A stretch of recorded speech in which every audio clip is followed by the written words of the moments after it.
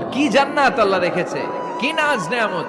আল্লাহ বলেন লা ইয়ারাউনা ফিহা শামসা ওয়ালা জামহারিরা, এমন জান্নাত যেটার মধ্যে রৌদ্রও নাই, বৃষ্টিও নাই, শীতের প্রচন্ড ঠান্ডাও নাই।